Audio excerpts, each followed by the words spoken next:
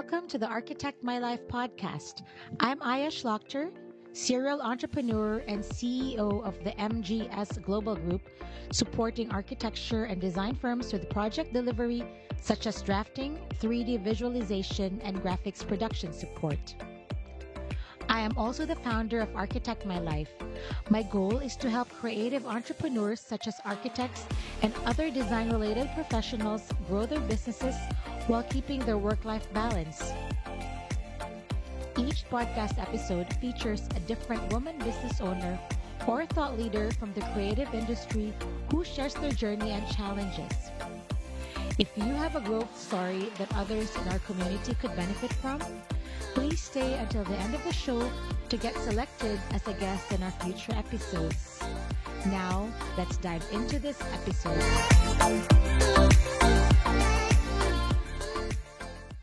Hi, everybody. Today, I'm really excited to introduce our guest for the show, Sonia Happy. Sonia is the principal of V-Star Interiors, beginning her career in 2000. She leads the day-to-day operations and works closely with firm's president, Venus Williams, on keeping V-Star running as a well-oiled machine. Sonia has attended Florida State University, and after graduating, she studied interior design abroad, such as London, Paris, Milan, and Glasgow.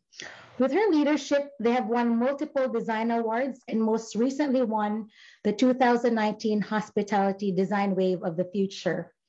I got introduced to Sonia via a common friend, Ron, who is one of the movers and shakers and thought leaders in the hospitality industry.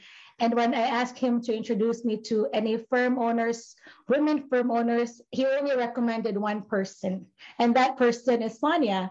Welcome to the show, Sonia. Thank you so much. And that is so sweet of Ron. I just absolutely adore him. He's great. He's, amazing. So tell me about yourself. I think personal background would be a good place to start. Great. So I started the industry, as you said, back in 2000. I was led to design through my family. My grandmother was very big, and before interior design was a thing, she would design all of her own furniture because she didn't like furniture that she could purchase, and she would have the millworkers create everything for her home. And she built a home from ground up, her dream home in Brazil. And I never connected with it. My father's a physician, so I thought I'm supposed to be a physician. So I did go into pre-med in college, and I was acing the classes, but very unhappy. And my mother stepped in and said, "You have to be happy with what you do, sweetheart." And she led me into interior design. Wow, that's amazing. Tell me more about your grandmother. So my grandmother, she's from where again is she from? From Brazil, okay. A small farm town actually in Brazil. And my grandfather was a physician there. And they had a farmhouse, and then they had their other home, but she just always designed everything. I feel like a lot of other countries besides the US are ahead of the game as it's involved with modernism. So her home was very modern, and my aunts and uncles as well. Everyone was very modern, and I really adapted into that. She came and lived with us later in life. And I think just living near her and having our birthdays a day apart, she just became my mentor in so many ways. That's great. It's good to have that as a young, in your early age. So you were in pre-med, and that was so nice that your mom suggested that you become an interior designer. Other parents would probably, not favor design versus being a doctor, correct? Correct, including my father. I was terrified to tell him. He's always been supportive, but he kept saying, "Sonia, you're making better grades than I ever made. You're going to be so successful. This is so amazing." So I just didn't want to disappoint him, but I was very unhappy. I felt, I always say it's read, regurgitate. So your creative juices are somewhat suffocated. And I really missed that. And then they were building a home in Destin, Florida, and the architect couldn't make the plan work the way my mother wanted. And she sent me the plan in school, and I sketched over it and I made it exactly what she wanted. I added a bathroom. I told them there might be a slight slope because of your roof line, but I think everything should work out. So when she showed the architect, he assumed I was in architecture. So how And old were you then? that was my sophomore year of college. Okay, this was college as a physician or pre-med or college? Pre-med.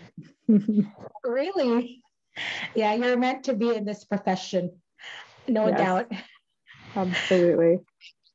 And so, yeah, so that was probably like an early sign that you needed to be in design. So tell me about your early career as an interior designer. How did you get your first job, or like, was it after all your schooling? Or tell me about all that. Oh, that is the wildest story. I had, you don't really know what you're doing at that point in your life. I wanted to live in San Francisco. My godmother was living in Tiburon at that time. So I went and slept on her couch. And the only positions that I could find were working out of a Patagonia store. And that just wasn't good enough for me. I always like to push myself. So then I got a call from a friend in South Beach that said, I have a room. How much can you afford? And I moved to Miami Beach, only knowing this one person, and decided I could definitely find a position in my field there. And I hit the ground, found a position in 2 weeks. I was the longest standing employee at that firm, which was 2.5 years. And I was licensed immediately following the 2 years. And then I went on to start my own company. So which company was that? Urbanica Group. Oh, okay. This is the Urbanica Group. So tell me about Urbanica Group and how long were you, what was that, in business? How long were you in business for? So with Urbanica Group, it was 6 years with my partner, George, who is an architect out of Argentina.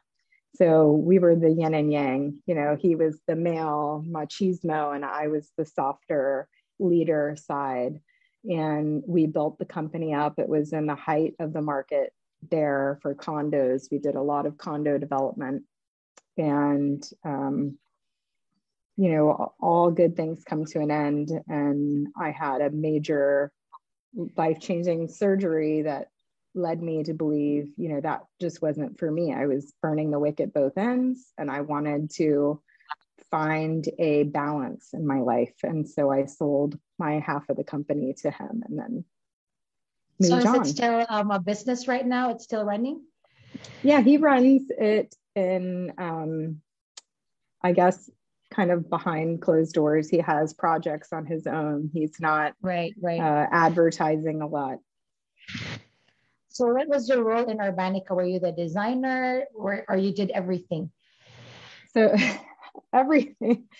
So definitely within controlling finances, contracts, all CA, material and finish selections, space planning. I'm a space planning guru. HR. And wow. That's a lot. Client relationships.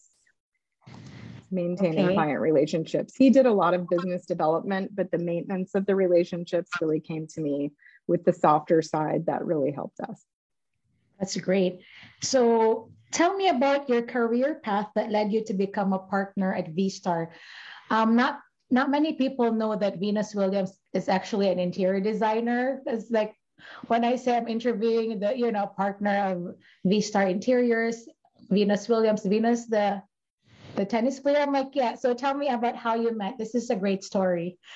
Okay. So it's interesting. So Venus went to school for fashion design in Fort Lauderdale and graduated there with fashion design and started taking a few classes in interior design. And she is still to finish. As you know, she has quite the busy career.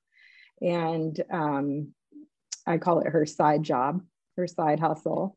I had sold my half of my company and swore off design and wanted to slow down, move to Palm Beach, out of the hustle and bustle of Miami.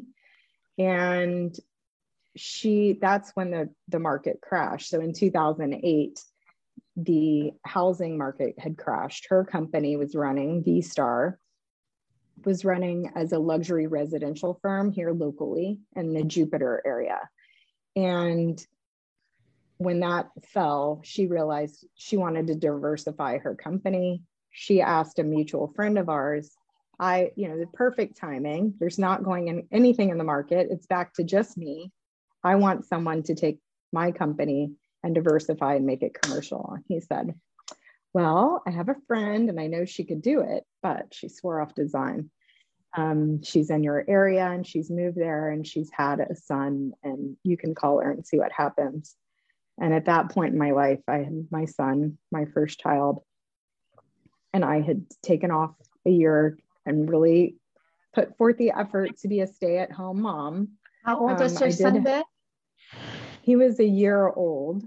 Okay. And I had started taking on residential clients because I couldn't sit still. And that's what I do. Like you said, Right. I was meant to be doing this. And I had just told my husband the night before she called that I would like to go back into the field, that this So this was the for night me. before you wanted to start again. You got Yes. a call. Yeah. So I tell my husband, and the next day I get a call from someone named Venus saying, hey, I got your name from Mike and I wanted to see if you would be interested. And I said, well, no harm. I'll meet you. I'll see if I can help you. Okay. And the rest is history. It's almost 13 years ago. Oh, that's hilarious. That's great. 13 years already. That's awesome. So what services do you specialize in V-Star? So we have a hospitality, multifamily, and luxury residential. So in luxury residential, I joke that some of our projects are like boutique hotels. Oh my God, really? It's that big? It's that big. But it's a lot of fun, and it takes a little bit of a different muscle, right? So I hear that you have a whimsical, kind of playful design aesthetic. Can you talk about that? We really pride ourselves in that each design is specific to either, if it's residential, it's specific to that person, and that's a little bit easier to create. But for all of our projects, the design aesthetic follows your target market and demographics and your surroundings. And so we don't have this particular design aesthetic, and then we take that design and we try and make it as large as we can make it. And whatever budget we are given, we try to make it as large as we can make it, with color and energy and fun. It must be fun working with a large budget. Oh, right? No. That's not, don't misunderstand. We get really tight budgets too. Okay. You do have those type of work too, right? Both. Yes. So, okay, let's step back because I want to talk about you as a mom and how you built your career and taking care of your family and the business. Like, what was it like for you raising a family while building your interior design business? Because your son was only one. And so what was it like? Can you share? Absolutely. So it's still going. My children are still fairly young, but I think the successful part is being flexible and giving myself a little bit of grace, right? So every day is going to be different. Your priorities are going to shift by the hour, sometimes the minute, depending. The flexibility of others have been wonderful. I think that in the industry, we've been able to accommodate working mothers. We understand the needs. Also, a lot of late nights, right? So if I wanted to be there for a show, or if I wanted to be there if they were sick or otherwise, I was there. And then once they went to bed, I was working. And that was what it took. And I wanted to do both. That was And I want to do both. I'm home today with a sick kid, and Yeah. that's just part of my life. And so I So do do you have whatever a I good, can. yeah, do you have a good support system? Yes, my husband is extremely supportive. So while I'm traveling, sometimes I think it was February, I was out for 4 weeks. And that's extremely important. It's a support system. He's there. He'll support me the nights. I have a late night. I'm sorry. Okay, I'm going to do the runaround. That's important. But it was important to us both that we were the ones making the rules and raising our children. That's great. So you were gone for 4 weeks? Yeah, on and off. Yes. Okay, because I was gone for 5 weeks, and my husband too, like the care of the kids. I mean, I did my best, like preparing all the meals, as much as I can because my kids are hungry all the time. So kudos to our husbands, right? Absolutely. Yeah. So I know you run an all-women firm, right? Yes, we are all women. So Not on tell me, are they purpose. all moms, or who? Tell me about your team and your culture. So we have a very wide variety of people. There are some that are single, some about to get married, actually, two this year, getting married, which is really exciting. We get to hear about the weddings and the plannings. And Bobby just got her dress this past weekend. That was fun to relive that with her excitement. They'll probably start a family at some point. There's a few of us that have children, and we get to lift each other up, commiserate, also feel, we've made that decision. Not all people make the decision to be a working mom. And there's a lot of mom shaming in every which direction. I think it's a difficult job to be a stay-at-home mom. I couldn't hack that job. I had to go back to work. That's my choice. And I get to commiserate with the other mothers about the mother's guilt. And then there's some that have made the decision that, they don't want children for one reason or another. And we get to support them, and we get to be their contraception while they're hearing all our wild And when they stories. see your kids, they're like, oops, we don't want kids. Right? Right. So that's great. So has running an all-women team, how did it affect your leadership style? Let's talk about like what happened during the pandemic. Like how did you run your office during, this time?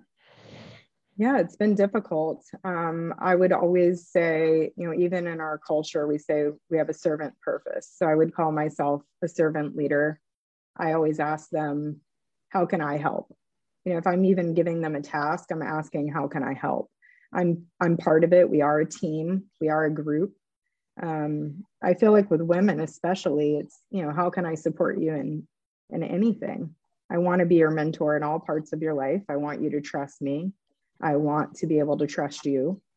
I feel like my honesty helps in communication, and with, my softer approach or charismatic approach, whatever you want to call that, I feel like they open up more to me, and I feel like it creates a stronger bond and a stronger team.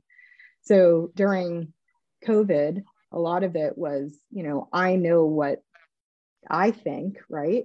But instead of leading as a, dictator or otherwise, I'm getting their opinions.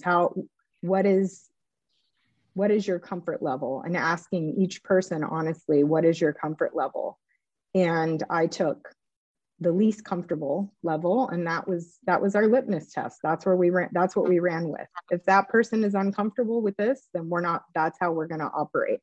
And that was very important. I feel like, we did have to make some hard decisions, that I don't do those lightly. I come to hear tears just like anybody else.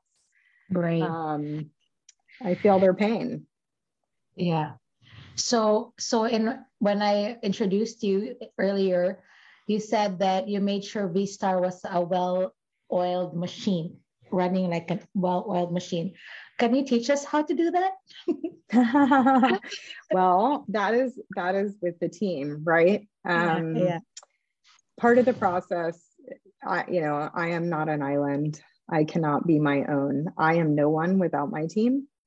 Absolutely. I could not do anything day to day without them. I rely on them heavily. Once we started growing, I had joined Venus, we started, right? And then we hired on the first person and the next person, and they were more junior and kind of growing and lifting up. Once we got to a certain point, I had to make a hard call, which I believe anybody in the industry would have to make. It's, am I going to be the business side or am I going to be the design side? I don't believe once you get too busy that you can run both. At that point, I brought on Holly Nixon, who has been amazing. Taking on data from your entire team, their experience, throwing out what doesn't work for your team, and then adopting what does, that's how you create a well-oiled machine. Being inflexible, you're never going to get anywhere, or you only have to do it our way, or not listening to others. That's where you get the kinks and the cogs, right? So bringing on and adapting constantly. I mean, we've learned in the past few years that we have to adapt, but always being able to do that, I think that's how you create a well-oiled machine. And that's good that you're open-minded, that you know your limitations and you know when to ask for help, right? Absolutely. Because I know a lot of firm owners, like I have a friend who looks like he hasn't slept in years, but he's very proud that he does everything: bookkeeping, business development, website maintenance, drafting. And I'm like, how is that sustainable when you're trying to grow a business? So that's good that you're able to, grow a team based on your strengths and, and your limitations, right? Invite people to join. I also like what you said, that you're not an island. You have, you need support from others. A lot of firm owners, right now things are extremely busy. Like everyone else is doing great.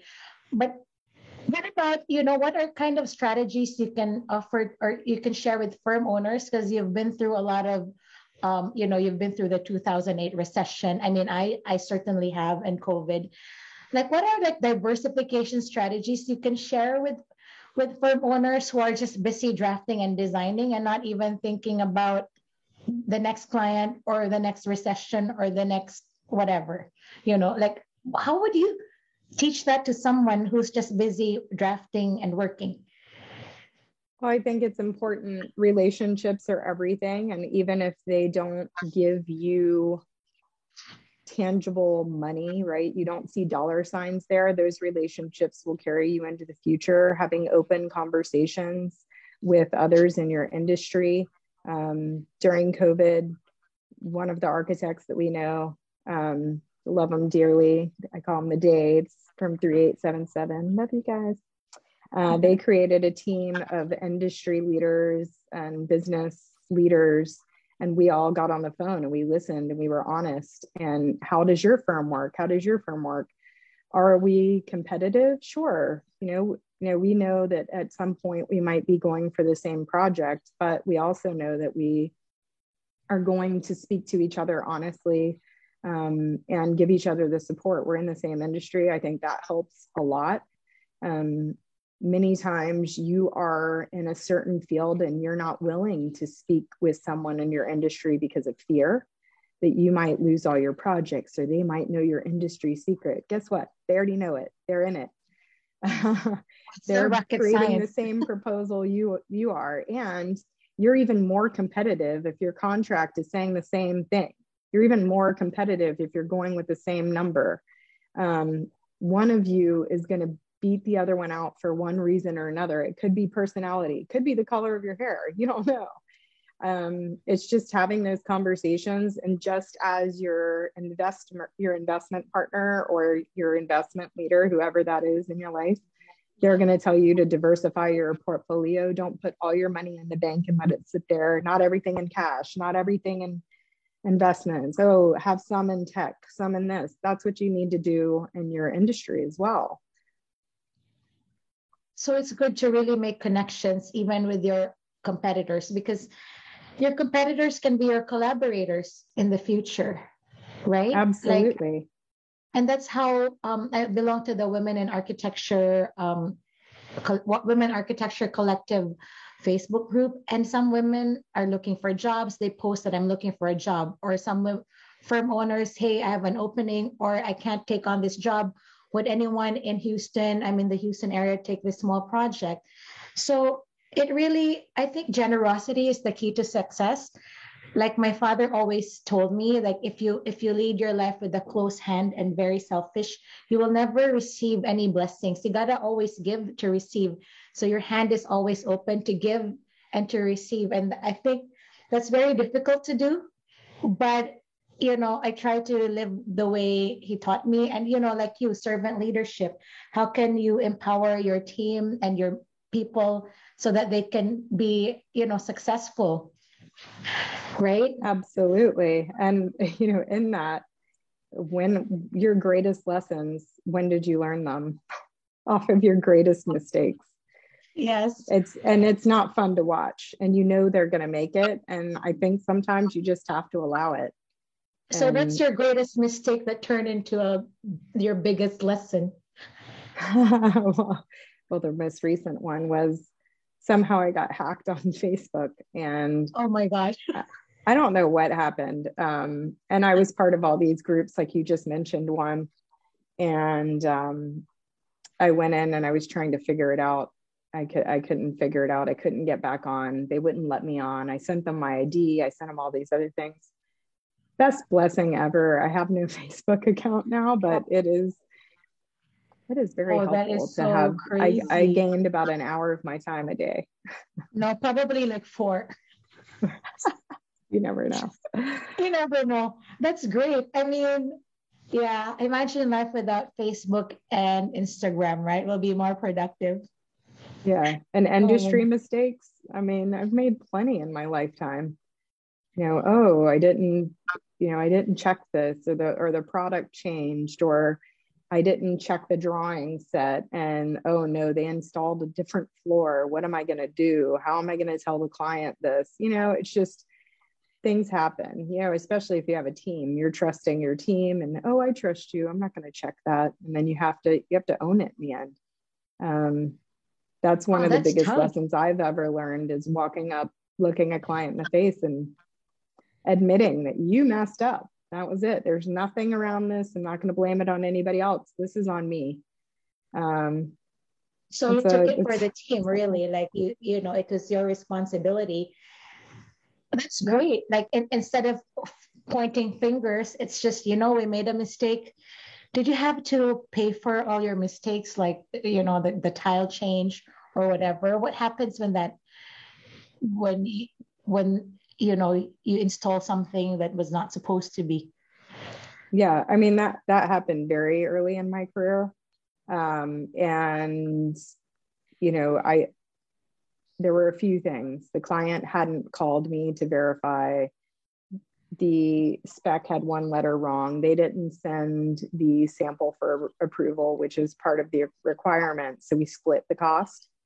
I said, yes, the mistake was on the spec. Yes, but it also says that I have to have a sample for approval, and I never received it. So, that could have gone either way. We split the difference. We made it happen. We wanted the project to be right. And that was it. And, I won't make that one again. I know, right? I bet you couldn't sleep for a few nights. Early in your career, that's like a big one, It is. It was like 2 months of food. Right. I mean, I also made a similar mistake, that a roof pitch was wrong. And like my boss that time when I was working, he really owned up to the mistake and like told me, next time don't do this. It was kind of traumatic, but I realized how to be a good boss and to really protect your people. Actually, that's one of the things that I liked about my boss. Like he told me, don't he gave me an earful, but he owned it, and he apologized to the client. and didn't really make me feel that bad because it was early in my career. So that's also one of the ways I take care of my client, my team when they make mistakes. I'll just say, okay, we'll own up to it, but we'll explain to the client. But next time, you better, ask me or ask your colleagues or colleagues about this. Yeah, so it's funny, like going back to where your parents are from, Destin, Florida. This is totally random. I've actually been there before. It's a nice beach town. Did you It grow is. up there? Or I I mean, did. oh, Absolutely. really? I am a beach town girl. So Miami I thought Tallahassee, where I went to school, was a big Yeah, city. And then yeah. I went to Miami. So I wanted to come back to a beach town. So I came to Palm Beach Gardens and the Jupiter area. Oh, it's gorgeous there. I've been to Palm Beach. I wish I lived by the ocean. I'm from the Philippines and I'm a beach, I'm an island chick. I'm not So, happy unless I have water. oh, really? I know what you mean. So, I read in your bio, or I think I listened to one of your interviews that your favorite song is by the Beatles, Blackbird. Is that correct? Yes, yes, yes. I You love know, that I, song. I had to tell you this. I don't play any instruments. I don't play I mean, I played the piano when I was 6, but when I moved to the US 6 years ago after the Philippines, anyway, I picked up a guitar. I only learned one song, which was Blackbird, and I sang it. That's No why I'm like, way. yeah, it was it was like a cover version, not the Beatles version. I think it Right. was Amy Mann, or I don't know who sang it, Oh, but I just had to tell you, I thank you. love That that is song. amazing. I love it. Oh yeah, it's hard. I mean, I played the guitars. It's not easy to learn, and that's the only one song I learned, and that's it. And I put down my guitar, and And that was it. yeah. That's your Um. party trick. Oh my God, it's crazy. So I hear you have a favorite book to give away. What I is the book? do. I'm curious. A short guide to a happy life. Um, Oh, and it's by Anna Quindlen, and it's very short. And a friend of mine actually gifted it to me, and you can read it in minutes. And what I love about it is that it's that reminder that you need to refocus on what's important, right? And like happiness comes from within, and also you can have outside factors that kind of strip it from you, let's call that. yeah. But I'm that eternal optimist. It's just how I'm programmed. And so I love that book because it's a reminder again, again and again and again. And it's so short that no one can say, I don't have time to read that, So because we're how all so short is busy. short? I mean, I could read it in 20 minutes. Oh, okay. It's So very the short. book is called A Short Guide to a Happy Life. Correct. No, because Yeah. you know what, we all get carried away with little temporary, um, you know, incidents in our life that in the general scheme of things, it's super minor, right? Mm-hmm. Yep, Yeah. absolutely. And this one's just it's a reminder and reflections, really. And I just love it because I don't have time to sit down and read a long book. I know. I remember when I was in grad school, I read a lot, but now it's, I mean, I can imagine running your firm, taking care of people, taking care of your clients, payroll. I mean, everything merged together. And the Yep. kids, being a 4 kids. soccer mom. How many kids? Yeah. 4 kids. Oh, wow. We forgot to mention that in the plug earlier. Yeah. Four Yeah. kids. How old are your kids? 4 kids. 9-year-old little girl, 10-year-old twin girls, and a 13-year-old boy. Oh my gosh. You are amazing, Sonia. I don't even know how you manage. So, I don't Visa, either. I tell people I just keep going. I don't have a choice. yeah, just read that book, Happy Life, A Short Guide to a Happy Life. Don't sweat the small stuff. So, V Star just turned 20, right? Yes. So That's so exciting. weird. Like, That 20 years is a long time, but you look so young. I am young at heart. Yeah, you are. We all are young at heart, right? So what's next for V-Star? Oh, wow. So we just completed a 10,000 square foot spa at PGA National Resort. Can't wait for that photography to come out in the next month or so. So keep your eyes peeled. 10,000, that's major. It was a large spa, and we redid space planning, had to address quite a few things. You know, as in all projects, there was some, we had the dream and there was some value engineering, but I think that project is absolutely gorgeous. And it's open now, which is amazing. The joke is world domination. That's what I usually say.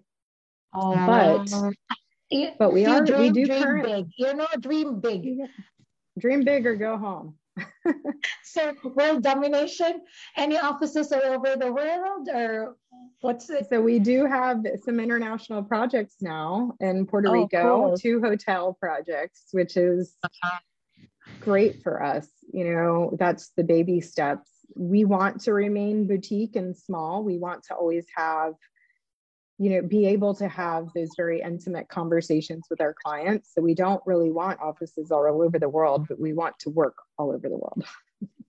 Yeah, keep it lean and mean, right? Yeah, absolutely. You gotta keep the cash flow going, the well-oiled machine. You don't need too much staff, but you just have to keep it lean. I think that's the way to go.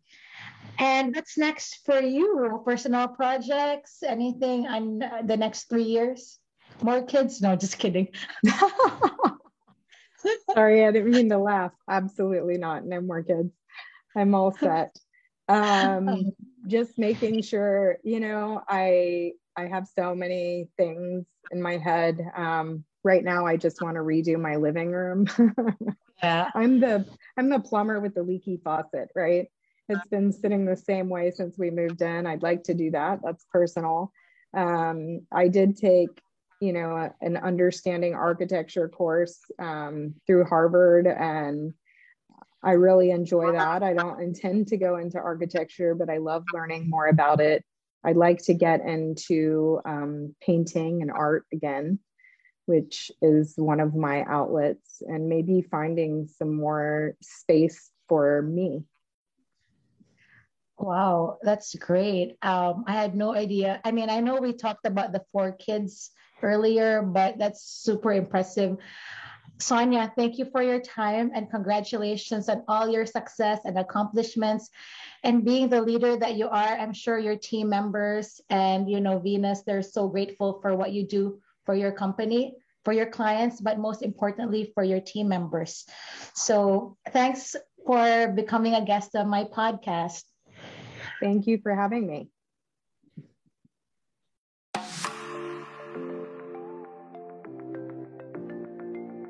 Thank you for listening to the Architect My Life podcast. We'd love to hear from you on social media using the hashtag Architect My Life podcast. Be sure to follow me on Instagram at Aya_Architect My Life. And for women business owners, I invite you to join the all-woman private Facebook group called Architect My Life. If you haven't already, we'd appreciate it if you'd subscribe to the show, as well as rate or review us wherever you access your podcasts. If you think you have something to add to the conversation to your success running a business, we invite you to apply to be a guest on one of our upcoming episodes. Visit architectmylife.com/podcast to learn more. Remember, work-life balance is important, so join us for tips from others as they share their experiences on managing and growing their businesses and balancing their lives. I'm Aya Schlachter. Thanks again for listening. Until next time.